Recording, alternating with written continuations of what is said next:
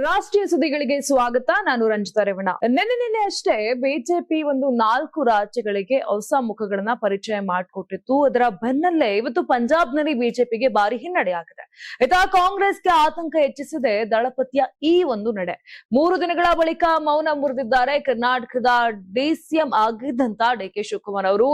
ಇನ್ನು ಸಿದ್ದರಾಮಯ್ಯನನ್ನ ಹಾಡಿ ಹೋಗಲಿದ್ದಾರೆ ಶಿವಸೇನೆ ನಾಯಕ. ಇತ್ತ ಯುವತಿ ದೇಹ ಸುಟ್ಟು ಹೋಗಿದ್ರೂ ಕೂಡ ಆಕೆಯನ್ನೇ ಮದುವೆಯಾಗಿದ್ದಾನೆ ವರ. ಸೊ ಇದೇ ರೀತಿಯಾಗಿ ಇವತ್ತಿನ ದೇಶದ ಪ್ರಮುಖ ಸುದ್ದಿಗಳನ್ನ ಹೇಳ್ತಾ ಹೋಗ್ತೀನಿ, ಕೊನೆವರೆಗೂ ನೋಡಿ. ಪಂಜಾಬ್ನಲ್ಲಿ ಬಿಜೆಪಿ ಪ್ರಮುಖ ಸಾಂಸ್ಥಿಕ ಬದಲಾವಣೆಯನ್ನ ಮಾಡಿತ್ತು. ಕೇವಲ್ ಸಿಂಗ್ ಧಿಲ್ಲೋನ್ ಅವರನ್ನ ಹೊಸ ರಾಜ್ಯ ಅಧ್ಯಕ್ಷರನ್ನಾಗಿ ನೇಮಿಸಿತು.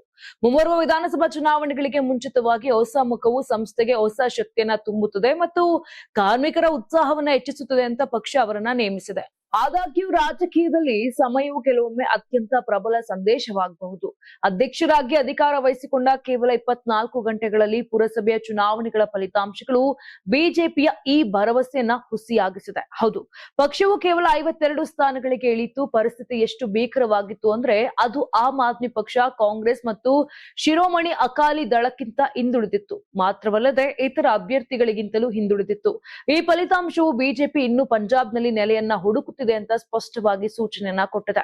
ರೈತರ ಪ್ರತಿಭಟನೆಗಳು, ಸ್ಥಳೀಯ ನಾಯಕತ್ವದ ದೌರ್ಬಲ್ಯ ಮತ್ತು ಪ್ರಾದೇಶಿಕ ರಾಜಕೀಯದ ತಿಳುವಳಿಕೆಯ ಕೊರತೆಯಿಂದ ಉಂಟಾದ ಸಂಪರ್ಕ ಕಡಿತವು ಪಕ್ಷದ ಮೇಲೆ ಹೆಚ್ಚು ಪರಿಣಾಮವನ್ನ ಬೀರ್ತಾ ಇದೆ.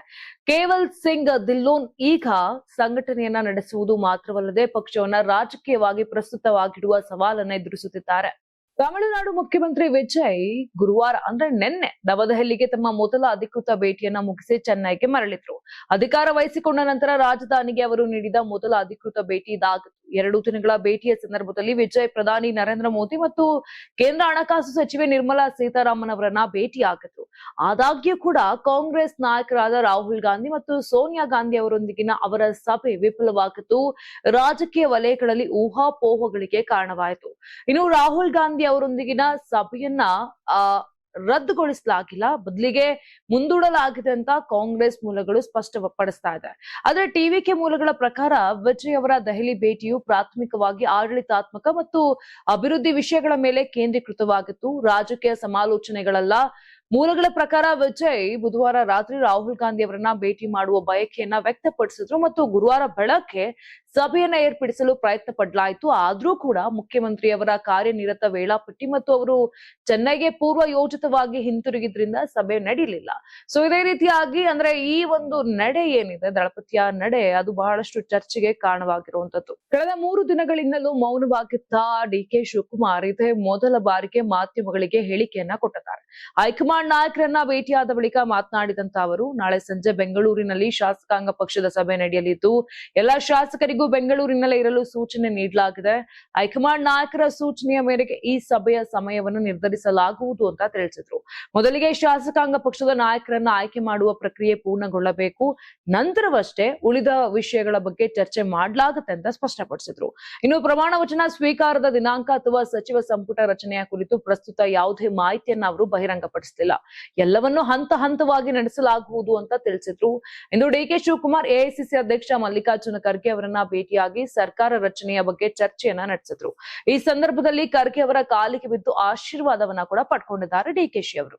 ಕಾಂಗ್ರೆಸ್ ಹೈಕಮಾಂಡ್ ಆದೇಶದ ಮೇರೆಗೆ ಸಿದ್ದರಾಮಯ್ಯ ಅವರು ಯಾವುದೇ ಹಠ ಹಿಡಿಯದೆ ಮುಖ್ಯಮಂತ್ರಿ ಸ್ಥಾನದಿಂದ ಕೆಳಗಿಳಿಯುವ ಮೂಲಕ ರಾಜಕಾರಣದಲ್ಲಿ ಅಪರೂಪದ ಮಾದರಿಯನ್ನು ಹಾಕಿಕೊಟ್ಟಿದ್ದಾರೆ ಅಂತ ಸಂಜಯ್ ರಾವತ್ ಮುಕ್ತ ಕಂಠದಿಂದ ಶ್ಲಾಘಿಸಿದ್ದಾರೆ. ಕರ್ನಾಟಕ ರಾಜಕೀಯ ಬೆಳವಣಿಗೆ ಕುರಿತು ಪ್ರತಿಕ್ರಿಯೆ ನೀಡಿರುವ ಅವರು, ರಾಜಕಾರಣಿಗಳು ಸಾಮಾನ್ಯವಾಗಿ ತಮ್ಮ ಅಧಿಕಾರ ಮತ್ತು ಸ್ಥಾನಗಳನ್ನ ಬಿಟ್ಟುಕೊಡಲು ಹಿಂಜರಿತಾರೆ. ಆದ್ರೆ ಸಿದ್ದರಾಮಯ್ಯ ಅವರು ನಡೆಸಿದಂತ ಈ ಸುಗಮ ಅಧಿಕಾರ ಹಸ್ತಾಂತರ ಯಾವುದೇ ರಾಜ್ಯದಲ್ಲಿ ಅತ್ಯಂತ ಅಪರೂಪವಾಗಿ ಕಂಡು ಬರುತ್ತದೆ. ಸಿದ್ದರಾಮಯ್ಯ ಅವರ ಬಗ್ಗೆ ನನ್ನ ಗೌರವ ಇನ್ನಷ್ಟು ಹೆಚ್ಚಾಗಿದೆ ಅಂತ ತಿಳಿಸಿದ್ದಾರೆ. ಇನ್ನು ರಾಜಕೀಯದಲ್ಲಿ ಅಧಿಕಾರ ತ್ಯಜಿಸುವುದು ಸಾಮಾನ್ಯ ವಿಷಯವಲ್ಲ. ಸಾಮಾನ್ಯವಾಗಿ ಯಾರು ಸ್ವಯಂ ಪ್ರೇರಿತವಾಗಿ ತಮ್ಮ ಸ್ಥಾನ ಬಿಟ್ಕೊಡೋದಿಲ್ಲ. ಆದ್ರೆ ಕಾಂಗ್ರೆಸ್ ಹೈಕಮಾಂಡ್ ಸೂಚನೆ ನೀಡಿದ ಬಳಿಕ ಸಿದ್ದರಾಮಯ್ಯ ಅವರು ಮುಖ್ಯಮಂತ್ರಿ ಸ್ಥಾನ ತ್ಯಜಿಸಿದ್ದಾರೆ. ಇದು ರಾಷ್ಟ್ರೀಯ ರಾಜಕೀಯದಲ್ಲಿ ಅಪರೂಪದ ಬೆಳವಣಿಗೆ ಅಂತ ಅಭಿಪ್ರಾಯಪಟ್ಟಿದ್ದಾರೆ. ಇನ್ನು ಸಿದ್ದರಾಮಯ್ಯ ಅವರು ಪಕ್ಷದ ತೀರ್ಮಾನಕ್ಕೆ ಬದ್ಧತೆ ತೋರಿರೋದು ರಾಜಕೀಯ ಪ್ರೌಢತೆಯ ಸಂಕೇತ. ರಾಜಕೀಯದಲ್ಲಿ ಅಧಿಕಾರಕ್ಕಾಗಿ ಹೋರಾಟ ಸಾಮಾನ್ಯ, ಆದ್ರೆ ಪಕ್ಷದ ಆದೇಶಕ್ಕೆ ಮಣಿದು ಸುಗಮವಾಗಿ ಅಧಿಕಾರ ಹಸ್ತಾಂತರ ಮಾಡಿರೋದು ದೊಡ್ಡ ವಿಷಯ ಅಂತ ತಿಳಿಸಿದ್ದಾರೆ. ಕೇರಳ ವಿಧಾನಸಭೆಯಲ್ಲಿ ವಂದೇ ಮಾತರಂ ಸಂಬಂಧಪಟ್ಟ ವಿವಾದ ಭುಗಿಲೆದ್ದಿದೆ. ವಂದೇ ಮಾತರಂ ಪೂರ್ಣವಾಗಿ ಹಾಡುತ್ತಿರುವುದಕ್ಕೆ ರಾಜ್ಯಪಾಲ ರಾಜೇಂದ್ರ ವಿಶ್ವನಾಥ್ ಅರ್ಲೇಕರ್ ಅಸಮಾಧಾನ ವ್ಯಕ್ತಪಡಿಸಿದ್ದಾರೆ.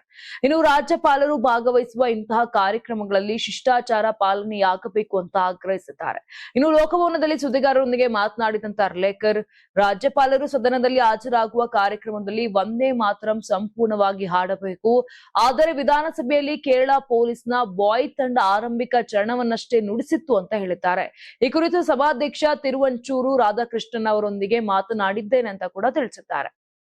ಇಸ್ರೇಲ್ ಮತ್ತು ಮುಸ್ಲಿಂ ರಾಷ್ಟ್ರಗಳ ನಡುವಿನ ಸಂಘರ್ಷದ ವಿಚಾರದಲ್ಲಿ ಪ್ರಧಾನಿ ನರೇಂದ್ರ ಮೋದಿ ಅವರ ನಿಲುವನ್ನ ಕಾಂಗ್ರೆಸ್ ಪಕ್ಷ ತೀವ್ರವಾಗಿ ಖಂಡಿಸಿದೆ. ಈ ವಿಚಾರವಾಗಿ ಕಾಂಗ್ರೆಸ್ ಪ್ರಧಾನ ಕಾರ್ಯದರ್ಶಿ ಜೈರಾಮ್ ರಮೇಶ್ ಆಕ್ರೋಶವನ್ನ ವ್ಯಕ್ತಪಡಿಸಿದ್ದಾರೆ. ಪ್ರಧಾನಿ ಮೋದಿ ಅವರು ಇಸ್ರೇಲ್ ಪರವಾಗಿ ನಿಲ್ಲುವ ಮೂಲಕ ಅತಿಯಾದ ನೈತಿಕ ಹೇಡಿತನ ಪ್ರದರ್ಶನ ಮಾಡಿದ್ದಾರೆ ಮತ್ತು ಭಾರತದ ಮೌಲ್ಯಗಳಿಗೆ ದ್ರೋಹ ಬಗೆಯುತ್ತಿದ್ದಾರೆ ಅಂತ ಕಾಂಗ್ರೆಸ್ ಗಂಭೀರ ಆರೋಪ ಮಾಡಿದೆ.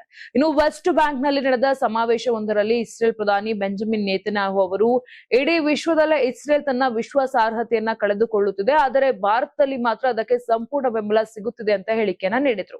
ಈ ಹೇಳಿಕೆಯನ್ನ ಉಲ್ಲೇಖಿಸಿ ಸಾಮಾಜಿಕ ಜಾಲತಾಣ ಎಕ್ಸ್ ನಲ್ಲಿ ಪೋಸ್ಟ್ ಮಾಡಿರುವ ಕಾಂಗ್ರೆಸ್ ಪ್ರಧಾನ ಕಾರ್ಯದರ್ಶಿ ಜೈರಾಮ್ ರಮೇಶ್, ನೇತನ್ಯಾಹು ಅವರ ಈ ಮಾತು ಇಡೀ ಭಾರತದ ನಿಲುವಲ್ಲ, ಇದನ್ನು ಭಾರತದಲ್ಲಿ ಎನ್ನುವ ಬದಲು ಪ್ರಧಾನಿ ಮೋದಿ ಅವರ ವ್ಯವಸ್ಥೆಯಲ್ಲಿ ಮಾತ್ರ ಅಂತ ಹೇಳಿದ್ರೆ ಹೆಚ್ಚು ನಿಖರವಾಗಿರ್ತಿತ್ತು ಅಂತ ತಿರುಗೇಟನ್ನ ಕೊಟ್ಟಿದ್ದಾರೆ. ಈ ಹಂತದಲ್ಲಿ ಕಾಕ್ರೋಚ್ ಜನತಾ ಪಾರ್ಟಿಯ ಎಕ್ಸ್ ಖಾತೆ ಮೇಲಿನ ನಿರ್ಬಂಧ ತೆರವುಗೊಳಿಸಲು ದೆಹಲಿ ಹೈಕೋರ್ಟ್ ನಿರಾಕರಣೆಯನ್ನ ಮಾಡಿದೆ.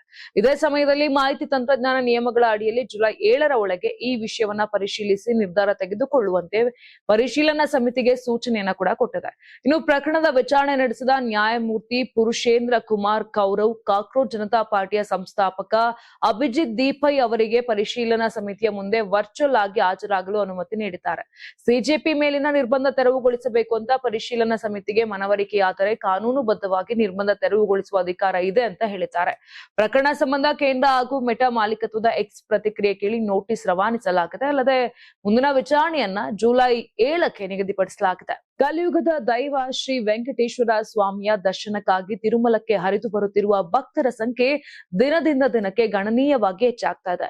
ಇದರೊಂದಿಗೆ ಸ್ವಾಮಿಗೆ ಭಕ್ತರು ಅರ್ಪಿಸುವ ತಲೆ ಕೂದಲಿನ ಪ್ರಮಾಣವು ಹೊಸ ದಾಖಲೆಗಳನ್ನ ಸೃಷ್ಟಿಸುತ್ತಿದೆ. ಹೌದು, ಟಿಟಿಡಿ ಇತಿಹಾಸದಲ್ಲಿ ಅತ್ಯಂತ ಪ್ರಮುಖ ಆದಾಯದ ಮೂಲಗಳಲ್ಲಿ ಒಂದಾಗಿರುವ ಹಾಗೂ ಕಪ್ಪು ಬಂಗಾರ ಎಂದೇ ಕರೆಯಲ್ಪಡುವ ಈ ತಲೆಗೂದಲಿನ ಸಂಗ್ರಹ ಈ ವರ್ಷದ ಮೇ ತಿಂಗಳಲ್ಲಿ ಹಿಂದೆಂದೂ ಕಾಣದ ಮಟ್ಟಿಗೆ ಭಾರಿ ಪ್ರಮಾಣದಲ್ಲಿ ಏರಿಕೆಯಾಗಿದೆ. ಬೇಸಿಗೆ ರಜೆ ಮತ್ತು ವಾರಾಂತ್ಯದ ಸರಣಿ ರಜೆಗಳ ಕಾರಣದಿಂದಾಗಿ ಮೇ ತಿಂಗಳಲ್ಲಿ ತಿರುಮಲದಲ್ಲಿ ಭಕ್ತರ ದಟ್ಟಣೆ ವಿಪರೀತವಾಗಿತ್ತು. ಟಿಟಿಡಿ ಬಿಡುಗಡೆ ಮಾಡಿರುವ ಅಧಿಕೃತ ಅಂಕಿಅಂಶಗಳ ಪ್ರಕಾರ ಮೇ 27ರ ಒಳಗೆ ಬರೋಬ್ಬರಿ 12,43,063 ಭಕ್ತರು ತಮ್ಮ ಮುಡಿಯನ್ನ ದೇವರಿಗೆ ಸಮರ್ಪಿಸಿ ಹರಕೆ ತೀರಿಸಿದ್ದಾರೆ. ಕಳೆದ ವರ್ಷಗಳಿಗೆ ಹೋಲಿಕೆ ಮಾಡಿಕೊಂಡ್ರೆ ಈ ಬಾರಿ ಮುಡಿಪು ಕೊಟ್ಟವರ ಸಂಖ್ಯೆ ಗಣನೀಯವಾಗಿ ಹೆಚ್ಚಿದೆ. 2024ರ ಮೇ ತಿಂಗಳಲ್ಲಿ 10,65,729 ಭಕ್ತರು ಹಾಗೂ 2025ರ ಮೇ ತಿಂಗಳಲ್ಲಿ 10,18,370 ಭಕ್ತರು ಮುಡಿಪನ್ನ ಕೊಟ್ಟಿದ್ರು. ಆದ್ರೆ ಈ ಬಾರಿ ಕೇವಲ 27 ದಿನಗಳಲ್ಲೇ ಈ 2 ವರ್ಷಗಳ ದಾಖಲೆಯನ್ನ ದಾಟಿ ಮುನ್ನಡೆದಿದೆ. ಮಹಾರಾಷ್ಟ್ರ ರಾಜ್ಯದ ಹಡಪ್ಸರ್, ದಪೋಡಿ ಮತ್ತು ಪುಗೇವಾಡಿ ಎಂಬಲ್ಲಿ ವಿಷಪೂರಿತ ಮದ್ಯ ಸೇವಿಸಿ ಒಂದೇ ದಿನ 17 ಜನರು ಮೃತಪಟ್ಟಿದ್ದಾರೆ. ಹಲವರು ಗಂಭೀರ ಸ್ಥಿತಿಯಲ್ಲಿದ್ದು ಬೇರೆ ಬೇರೆ ಆಸ್ಪತ್ರೆಗಳಲ್ಲಿ ಚಿಕಿತ್ಸೆ ಪಡೆಯುತ್ತಿದ್ದಾರೆ. ಪ್ರಕರಣದ ಪ್ರಮುಖ ಆರೋಪಿ ಯೋಗೇಶ್ ವಾಂಕೆಡೆ ಎಂಬಾತನನ್ನ ರಾಜ್ಯ ಅಬಕಾರಿ ಇಲಾಖೆ ಬಂಧಿಸಿದೆ. ಈತ ಪಿಂಪ್ರಿ ಚಿಂಚ್ವಾಡ್ ಮತ್ತು ಪುಣೆಯ ಬೇರೆ ಬೇರೆ ಪ್ರದೇಶಗಳಲ್ಲಿ ವಿಷಪೂರಿತ ಮದ್ಯ ಪೂರೈಸುತ್ತಿರುವುದು ಹಾಗೂ ಈ ಸ್ಪಿರಿಟ್ ನಿಂದ ತಯಾರಿಸಿದ ಮದ್ಯ ಸೇವಿಸಿಯೇ ಇವರೆಲ್ಲರೂ ಕೂಡ ಮೃತಪಟ್ಟಿರುವುದು ಪ್ರಾಥಮಿಕ ತನಿಖೆಯಿಂದ ತಿಳಿದು ಬಂದಿದೆ. ಸರಣಿ ಸಾವುಗಳ ಬಳಿಕ ಯೋಗೇಶ್ ಸ್ವಯಂ ಪ್ರೇರಣೆಯಿಂದ ಅಧಿಕಾರಿಗಳಿಗೆ ಶರಣಾಗಿದ್ದು ವಿಚಾರಣೆ ನಡೆದಿದೆ ಅಂತ ಪೊಲೀಸ್ ಮೂಲಗಳು ತಿಳಿಸಿವೆ. ಮುಖ್ಯಮಂತ್ರಿ ದೇವೇಂದ್ರ ಫಡ್ನವೀಸ್ ಅವರು ಈ ಬಗ್ಗೆ ಸೂಕ್ತ ತನಿಖೆಗೆ ಆದೇಶ ಹೊರಡಿಸಿದ್ದಾರೆ. ಪ್ರಕರಣದಲ್ಲಿ ಇತರ ವ್ಯಕ್ತಿಗಳು ಕೂಡ ಭಾಗಿಯಾಗಿರುವ ಸಾಧ್ಯತೆಯನ್ನ ತಳ್ಳಿ ಹಾಕಲಾಗದು. ಹಾಗಾಗಿ ತನಿಖಾ ಸಂಸ್ಥೆಗಳು ಈ ಪ್ರಕರಣವನ್ನ ಗಂಭೀರವಾಗಿ ಪರಿಗಣಿಸಿದ್ದು ಎಲ್ಲ ಆಯಾಮಗಳಿಂದ ತನಿಖೆಯನ್ನ ನಡೆಸ್ತಾ ಇದೆ ಅಂತ ಗೊತ್ತಾಗಿದೆ. ಹಳದಿ ಶಾಸ್ತ್ರದ ವೇಳೆ ಸಂಭವಿಸಿದ ಸ್ಫೋಟದಲ್ಲಿ ಯುವತಿ ದೇಹ ಸುಟ್ಟು ಹೋಗಿದ್ರು ಕೂಡ ವರ ಆಕೆಯೇ ಬೇಕೆಂದು ಹಠ ತೊಟ್ಟು ಮದುವೆಯಾಗಿರುವ ಘಟನೆ ಕಾನ್ಪುರದಲ್ಲಿ ನಡೆದಿದೆ. ಮದುವೆಯ ಮುನ್ನಾ ದಿನದ ಹಳದಿ ಶಾಸ್ತ್ರದ ಸಂಭ್ರಮದಲ್ಲಿದ್ದಾಗ ದಿಢೀರನೆ ಗ್ಯಾಸ್ ಸಿಲಿಂಡರ್ ಸ್ಫೋಟಗೊಂಡು ವಧು ಸೇರಿದಂತೆ ಹಲವರು ತೀವ್ರವಾಗಿ ಗಾಯಗೊಂಡು ಆಸ್ಪತ್ರೆ ಸೇರಿದ್ದರು. ದೇಹ ಸುಟ್ಟು ಹೋಗಿದ್ದರಿಂದ ವಧುವಿನ ಕುಟುಂಬಸ್ಥರು ಮದುವೆ ಮುರಿದು ಬೀಳಬಹುದು ಎಂಬ ಆತಂಕದಲ್ಲಿದ್ರು. ಆದ್ರೆ ಕಷ್ಟದ ಸಮಯದಲ್ಲಿ ಕೈ ಬಿಡದ ವರ ರೂಪಕ್ಕಿಂತ ಗುಣವೇ ಮುಖ್ಯ ಅಂತ ಆಸ್ಪತ್ರೆಯಲ್ಲೇ ಆಕೆಯ ಕೈ ಹಿಡಿದು ಮದುವೆಯಾಗಿದ್ದಾನೆ. ವರನ ನಿರ್ಧಾರ ಮತ್ತು ಧೈರ್ಯಕ್ಕೆ ದೇಶಾದ್ಯಂತ ವ್ಯಾಪಕ ಪ್ರಶಂಸೆ ವ್ಯಕ್ತವಾಗ್ತಾ ಇತ್ತು. ಈ ದಂಪತಿ ನಿಜವಾದ ಪ್ರೀತಿಗೆ ಅತ್ಯಮೂಲ್ಯ ಉದಾಹರಣೆಯಾಗಿದ್ದಾರೆ. ನೋಡಿದ್ರಲ್ಲ, ಇದಿಷ್ಟು ಆಗಿತ್ತು ಇಂದಿನ ದೇಶದ ಪ್ರಮುಖ ಸುದ್ದಿಗಳು. ನಾಳೆ ಮತ್ತೆ ಇದೇ ರೀತಿಯಾಗಿ ರಾಷ್ಟ್ರೀಯ ಸುದ್ದಿಗಳಲ್ಲಿ ಸಿಗ್ತೀನಿ. ಅಲ್ಲಿವರೆಗೂ ನೋಡ್ತಾ ಇರಿ ಕರ್ನಾಟಕ ಟಿವಿ, ಇದು ಕನ್ನಡಿಗರ ಧ್ವನಿ. ನೀವು ಸಣ್ಣ ಆಗ್ಬೇಕಲ್ವಾ? ಅದು ಒಂದು ಉತ್ತಮ ಆಹಾರದಿಂದ ಸಣ್ಣ ಆಗ್ಬೇಕಲ್ವಾ? ಪ್ರತಿದಿನ ನಮ್ಮ ಜೀನಿ ಸ್ಲಿಮ್ ನ ಯೂಸ್ ಮಾಡಿ ಯಾವುದೇ ಸೈಡ್ ಎಫೆಕ್ಟ್ ಇಲ್ದಂಗೆ ನೀವು ಸಣ್ಣ ಆಗ್ತೀರಾ.